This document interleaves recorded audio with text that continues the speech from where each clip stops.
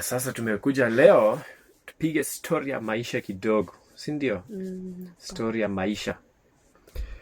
At least watu wajue tulikutana aje, Papa Jimmy na Mama Jimmy. Watu wengi wanaulizanga hiyo kitu. Yeah. Ulipata aje Mama Jimmy? Ulikutana aje na Mama Jimmy? Watu wanauliza sana. Inafaa sasa wajue. Na unapasa sauti. Watu wanauliza sana. Inafaa sasa tuwaambie wajue. Papa Jimmy aliniokota aje? Kwani nilikuokota? Nilikota mahindi. Nilipata aje? Mimi nilikutafuta tu, nilikuwinda. Mimi nilikutafuta tu. Nilitafuta aje? Sasa mimi nianze ama wewe uanze? Wewe utaanza. Mimi nitaanza. Ulikuwa kwanza kunitafuta. Sawa. Haya. Sasa kitu ya kwanza mimi nililelewa nikiwa kwa sababu tulikuwa homeschool, tena mimi nililelewa nikiwa tuseme na akili ya mtu mkubwa. So mimi nilijua hata nikiwa mdogo nilijua nataka kuoa, nataka wife material, na tulilelewa kwa neno la Mungu. So nilikuwa na tuseme akili timamu hata nikiwa mdogo, na nilijua nataka bibi. Sasa nilikuwa na tafuta wife material, na kuna wakati nafikiri nilieleza mahali zingine nilikutana na ndugu ya Mama Jimmy, na yeye alikuwa anafanya kazi ya translator na baba yangu. Na nilikuwa rafiki. Huyu alikuwa rafiki yangu. So nilikuwa naongea na yeye naye ni kama alikuwa anajaribu kuunda yani Mama Jimmy, kwa sababu alikuwa ananiambianga ako na dada yake. Yeye alikuwa anajaribu yani kunipea dada yake. Nani aliuliza kwanza? Ananisaidia. Sikumbuki mwenye aliuliza kwanza. Pengine mimi ndio nilimuuliza, sijui. But kwa ufupi yeye alikuwa ananisaidia. So yeye alikuwa ananiambia juu ya Mama Jimmy, tiako na dada yake nini. So nikamuuliza siku moja aniletee picha ya Mama Jimmy.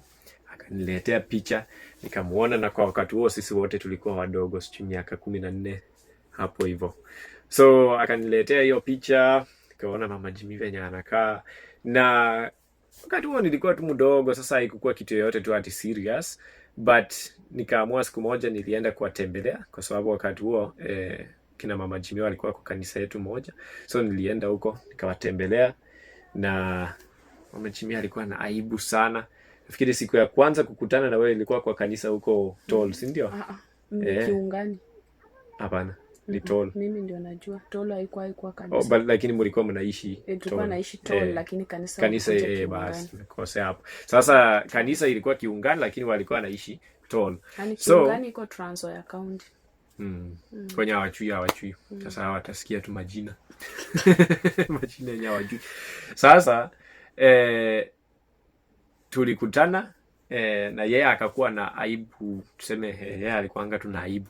So baada ya kanisa mimi nilikuwa na ndugu ya Mama Jimmy, na Mama Jimmy tukatembea sasa kwenda kwao. Nilikuwa naenda kuwatembelea sasa. Na yeye, mimi na ndugu yake tulikuwa tunatembea, tulikuwa tuko mbele. Mama Jimmy akabaki nyuma mbali sana, anatufuata tu polepole na uoga. Lakini tukaenda na nikawatembelea, hata Mama Jimmy hakuongea na mimi sana. Nataka kuongea kitu. Unajua sasa ukinitafuta sikujua unanitaka, nilikuwa na kuogopa tu. Mimi nilikuwa naogopa watu sana kitambo. Nilikuwa naogopa watu. So nikaendelea hivyo kuwatembelea, na kuna wakati hata Mama Jimmy alikuwa ananipigianga simu. Wakati mama yake anaenda kuweka simu kwa moto mahali, Mama Jimmy anaenda na ananipigia. Na mimi nikafurahi, nikashanga Mama Jimmy ananipigia, na kwa wakati huo ilikuwa kitambo sana, tulikuwa wadogo. Na Mama Jimmy anasema hakuwazia kitu yoyote. Yeye ati alikuwa anafurahia tu, ati anapigia yako mzungu, anaongea yako na mzungu.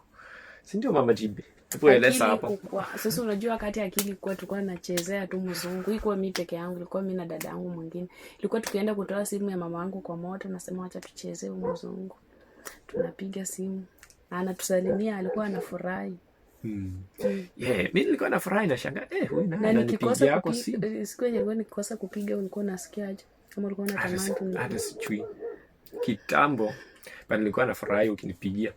Sasa nikaendelea kumjua, na kwa wakati huo nilikuwa naishi Uganda na ndugu yake. Tulikuwa tunaendelea na kazi huko, kuna shughuli nilikuwa nayo, kuna kazi ya huduma ilikuwa huko pia. So nilikuwa nakaa huko, na nikirudi anakuja sasa nakaa na mama Jimmy hata na ndugu yake tukikuja. Alikuwa anakatalia kwetu sana. Nilikuwa nawatembelea tu sana. Fuata nyuki sasa. Mama Jimmy kuna vituko. Sasa nilikuwa nawatembelea sana, hata nikitoka Uganda naweza kuja badala nikae kwetu na kuja kukaa na hao, kwa sababu tuseme nilizoeana tu na wao vizuri, nilizoea tu kukaa huko, nilikuwa kama mtoto wao tu, nakaa tu na wao. Nilikuwa kuna nyumba fulani huko ilikuwa ya ndugu ya mama Jimmy, so hiyo ilikaa tu kama nyumba yetu. Mimi nikikuja naweza lala huko, tukikuwa wote mimi na ndugu yake tunalala huko wote, tunakula, tunacheza boli na mama Jimmy. Unajua hiyo nyumba tulibadilisha tukaweka ni nyumba yake, tukaiwekea jina ya Isaya. Ndugu yangu yeye alikuwa aishi sana hapo. Sasa sana mimi ikafika mahali hata nilikuwa nakuja tu bila ndugu yake. Nakuja tu peke yangu nakaa huko. Na wakati huo hata ilikuwa sijakuuliza. Hata wewe ulikuwa ujui. Nilikuwa bado. Nilikuwa najua tu ni marafiki, tunacheza na yeye boli kama watoto wa kawaida kwa compound. Tunacheza. Nilikuwa nawatembelea. Tunaunda boli inaitwa lifundo, hiyo ya kufunga na makaratasi. Tunacheza na yeye. So nilikuwa nakujanga huko kucheza na kina mama Jimmy, watoto wengine huko. So ikafika mahali nikaona huyu ako sawa. Nikaomba Mungu karibu miezi 4. Kama naendelea tu kuomba Mungu juu ya hiyo uamuzi. Nichukue mama Jimmy ama hapana. Hujasema ilikuwa mwaka gani ulianza kuja kwetu? Ni mwaka gani? 2015. Mimi nilikuwa na miaka 2015 kama niko form 1. Nilikuwa form 1 2015. So ni kitambo. So nikaendelea kukuja huko miaka mingi. Lakini ikafika mahali nikaona huyu ako sawa, wife material nini, mwenyenyekevu. Unajua mimi nilikuwa natafuta mtu mwenye hanitafuti kwa sababu ya kala ama kwa sababu ya pesa. Nilitaka mtu mwenye ananipenda tu kwa ukweli. Sio, unajua kuna wasichana wengi wanaweza kubali mzungu juu anaona huyu ni tajiri, huyu nini. Na wanaweza jifanya tu anakupenda kumbe wanataka tu kukuibia ama wakukule tu pesa zako na hawana haja na wewe, hawakupendi. So mimi nilikuwa najaribu kuunda urafiki na mama Jimmy, nimjue, nimuelewe vizuri, nihakikisha hakuna mahali amenichezea. Yeye ananipenda tu kiukweli. Na nikaendelea kukaa na yeye, nikaona huyu ako sawa. So nikaomba Mungu karibu miezi 4, na baada ya hiyo yote nikaona kweli mama Jimmy ako sawa. So nikaongea na wazazi wangu, nafikiri baba yangu ndiye aliongea na baba ya mama Jimmy. Alafu baba ya mama Jimmy akaambia mama ya mama Jimmy. Alafu akaambia mama Jimmy. Na yeye hakukubali mara moja, lakini kaka na mwisho akaamua iko sawa, anaweza ondeka kwangu. So ndio baada ya yeye kuamua, nafikiri ndio nilikuja kukuuliza mwenyewe, si ndio? Niache yeye akafanya tu uamuzi yake kwanza, alafu nikakuja kumuuliza direct kama anaweza kubali kuoleka tuoane. Akakubali. Lakini connection ilikuwa ya ndugu yangu. Nini nyingine? Baada hapo niliendelea tu kuchunguza mama Jimmy, nilikuwa bado naendelea kukuja huko nikimtembelea. Hata kuna story moja unakumbuka, nikikuja huko usiku kabisa. Usiku yeye alikuwa anakuja mpaka iko dadangu alinitembelea na huyu mzungu. Sasa wakati ndio ulikuwa umeniuliza. Hiyo nilikuwa nimesha kukuuliza. Sasa bado naendelea kukuja huko nikikaa na mama Jimmy. Kweli kama anatafuta. Wanasema atafutaya achoki, akichoka ameshapata. Sasa ni huyu. Sasa nilikuwa nakuja. Na kuna wakati niliamua acha niende kutembelea mama Jimmy. Na unajua wakati huo nilikuwa napanda tu public. So nilipanda pikipiki na kufika karibu kwa soko ya Kiminini. Kasema kumbe yeye naye anaenda njia ya kwenda side za kina mama Jimmy penye alikuwa huko Pirunda. So nikaona iko sawa, akanibeba na akabeba tena mtu mwingine, nikashangaa na anaanza kubeba tena mtu mwingine, na mimi nikaogopa kidogo.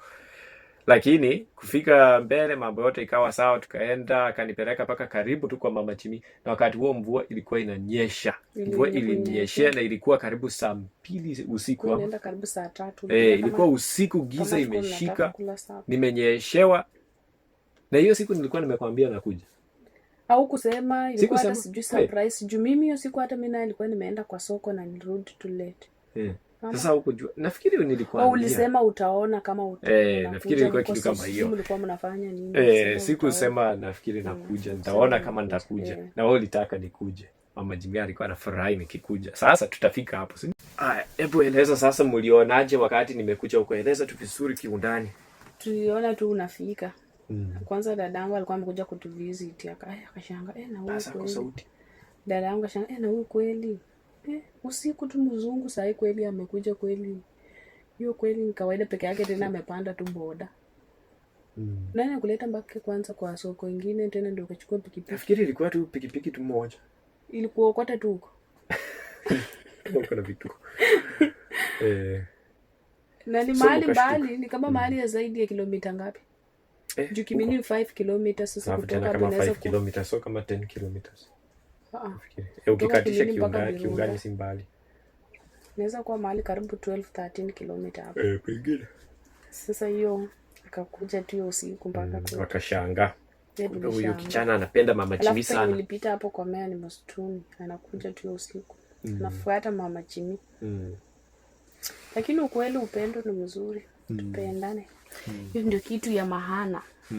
Sasa Mama Jimmy wewe ulikuwa nisipokuja hata unagonjeka. Kuna dada ya Mama Jimmy alikuwa anachunguza Mama Jimmy, anaona ati mimi nisipokuja muda na Mama Jimmy anakaa tu kugonjeka.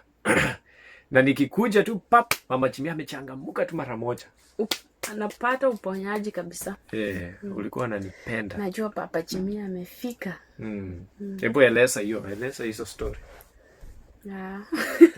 Tumesema ilikuwa usipokuja nitagonjeka tu. Yaani sitakuwa active sana. Unaweza lala tu. Unalala tu kwa nyumba. Kae tu umeboeka. Na hiyo siku hata sikuwa najua, nilikuwa na touch lakini sikuwa najua kuoperate sana. Sasa nilikuwa tu labda niangalie Facebook kama ametuma message anakuja ama hapana, niangalie WhatsApp. Juu sikuwa nimechanuka na simu sana. Basi tumerudi, watoto walikuwa wamekuja. Sasa tukafika hivyo, sikuwa najua kutumia masimu hivyo tu. Akikuja nyumbani tunacheza magemu mingi tu. Sio hata ulikuwa unabeba kitu kingine tunachezea kurusha alafu ina count. Wewe mwenyewe ulikuwa unabeba tena game nyingine ya tunacheza na familia. Sikumbuki. Mimi nakumbuka. Mama Jimmy anaweza. Alafu tunacheza bola. Alafu Baba Jimmy alikuwa wa kupinga tukicheza bola, hataki kushindwa. Na unanitaka alafu hutaki nikushinde. Sasa mimi naweza wafunga sana goal alafu nikue kama wa kwanza mimi peke yangu, labda yako wawili mimi peke yangu. Alafu namshinda lakini anataka tu nikifikisha 10 labda wako 4. Nimefunga 10 yao kwa 4. Anataka turudi ama tuanze tena. Anataka tuanze ndio turudi nyuma. Akishinda basi.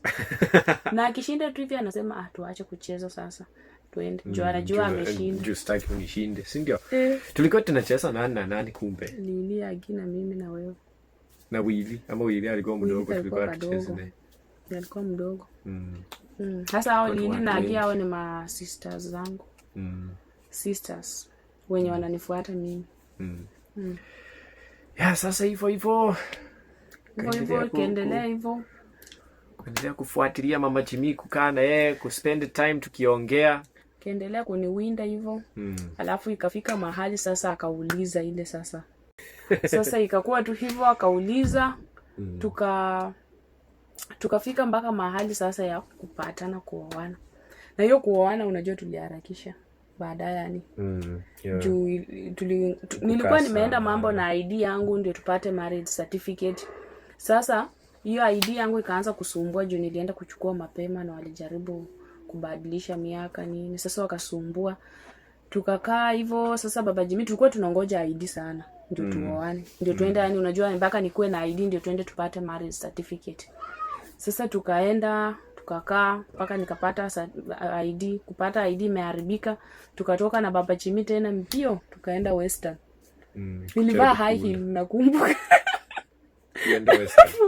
Penye tulienda kwanza kuchukua ID tukakuja ukapata yuko sawa, tulienda kubadilisha kuiunda hiyo ID. Na ilikataa ya Western hata ilikataa. Alafu tukaenda sasa penye tulienda kubadilisha ID kwa niambia tukirudi tukienda Western usivae kwa hiyo viatu. Nikavaa ingine sasa tukienda hata ilikuwa juu sana lakini ati usivae kwa spendi high heels. Sasa nikavaa ingine tukaenda Western. Kwenda Western wakasema watatushughulikia haraka kila kitu tufanye hivi wiki moja itakuwa imekuja ama wiki mbili. Tukakaa baadaye ikakuja ati ID kukubali. Wakapata kwa system juu iko ingine nilishapata. Sasa hivyo tukakaa lakini Mungu ni nani? Mungu akatenda kazi. ilikuwa 2017. Hata mimi sijui. Nafikiri ilikuwa 2016 na 2017 ndio tulioana. Sasa 2016 tukaenda na Baba Jimmy hadi tukufuata 2016. Hiyo ndio Baba Jimmy tena akauliza familia naweza oa mimi, hivyo kila kitu ikafanyika tu hiyo 20. Haya tukapanga, ilikuwa mkutano mwingine tulipanga ya kufast ya kufunga ya 5 days, ilikuwa 5 days. Wasema 7 days lakini ilikuwa 5 days. Tukafunga, tukamaliza. Kumaliza hivyo tulienda tarehe 10, tukarudi tulienda tarehe 9, tukarudi kwa tarehe 10 na hapo. Sasa kufika nyumbani tukakaa kawaida, tunaongea tuna Baba Jimmy kawaida, maisha tu kawaida. Hata usiku ukuja kunivisit baada ya kufunga. Ukuja kunivisit. Alafu sasa tukamaliza baada ya kufunga tukarudi nyumbani kwa tarehe 10, na hata haikuisha wiki Baba Jimmy akanipigia simu ati halo, ati unajua Jumatano tunakuja. Kuja nyumbani sasa anataka tuone. Na sisi unajua ndoa si ati ni wedding ama nini. Ndoa kama mmependana na mko ndani ya Kristo na mko ndani ya Mungu, na hiyo ndio kitu ya maana. Sisi tuliomba, ndoa yetu ilikuwa ya maombi.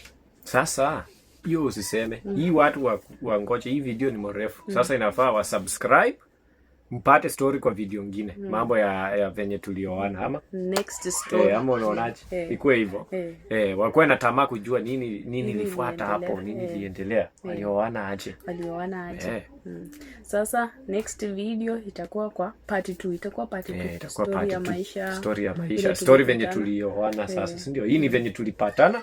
Next ikuwe venye tulioana. Vile maisha ilikuwa na vile saa hii tuko. Hivyo ndio itakuwa mwisho. Tuendelee tu kutoa hizo story ya maisha, si ndio? Ni mzuri. Sawa. So, naomba msubscribe, comment venye hii video ilikuwa. Naomba mlike, mshare. Na muendelee kungoja sasa siku yenye tutatoa next. Mbarikiwe. Bye.